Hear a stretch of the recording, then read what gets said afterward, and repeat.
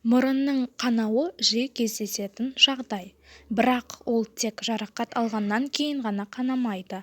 Басқа да себептерден мұрын қанауы мүмкін. Егер мұрын жиі немесе көп қанаса, дәрігерге көріну керек. Оның бірнеше себебін айта кетейін. Мұрын қуысы проблемалар кезінде, яғни аллергетиктерге мұрыннан қан кету сирек кездесетін жағдай емес. Аллергия белгілерінің бірі ол шырыштық қабықтың құрғауы. Соның себебінен мұрын қуысы тітіркеніп, қан кетуі мүмкін. Екінші себебі жоғары қан қысымы. Қан қысымы қатты жоғары болған кезде қандағы эритроциттер дұрыс жұмыс істемейді, ал созылмалы гипертония кезінде маңызды органдарға және бұлшық ет тіндеріне қанның құйылуы нашарлай түседі. Көк тамырлардың қабырғалары әлсірейді, ал ол қан кетуге әкеледі. Үшінші себеп қанды сұйылтатын дәрілер. Қанды сұйылтатын дәрілер мұрынды қанатып, жағдайды қиындатуы мүмкін.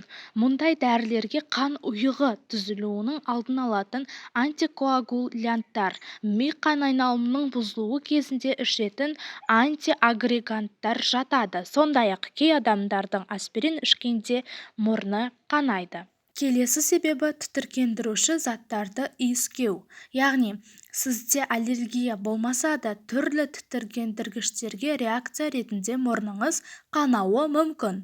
Мысалы, ыстық бу әсерінен, сілтілерден, ағартқыш немесе хлордың әсерінен де болуы мүмкін. Мұндай заттардың буын жұтқанда олар мұрынның құрғауына әкелуі мүмкін. Нәтижесінде мұрыннан қан ағады.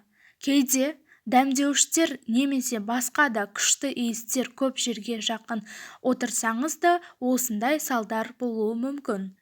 Тағы бір себеп К және С витаминдерінің, дәрумендердің және кальцийдің жетіспеуі әсерінен мұрын қанайды. Ағзаға дәрумендер жетіспеген кезде мұрыннан жиі қан кетуі мүмкін. Бұл біздің қан тамырларға К және С дәрумендерінің, кальцийдің тікелей әсерімен байланысты. Егер микроэлементтер жетіспесе, қан тамырлар жіңішке әрі сынғыш бола түседі. Кішкентай әсерінің өзінен мұрын қанайды. Арнаға тіркеліп, лайк басуды ұмытпаңыз. Подписаться батырмасын баса кетіңіз.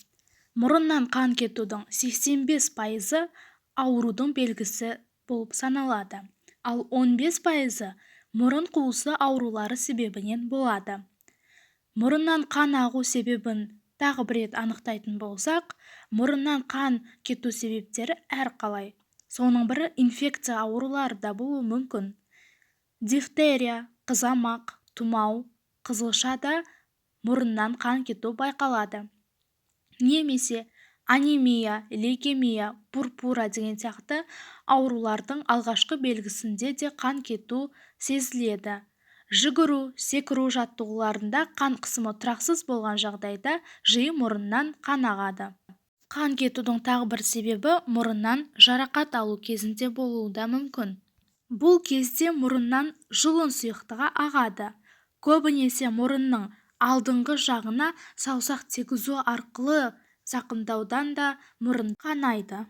Соңғы себебі созылмалы ауру, яғни қан ұйғыштығын бұзатын аурулар жиі мұрын қанаудың себебі болады. Оларға бүйрек патологиясы, бауыр аурулары және ішімдікке салыну жатады. Жүрек жеткіліксіздігі кезінде де мұрыннан жиі қан кетуі мүмкін. Ол бас ауруы мен демікпе және мазасыздықпен бірге жүреді.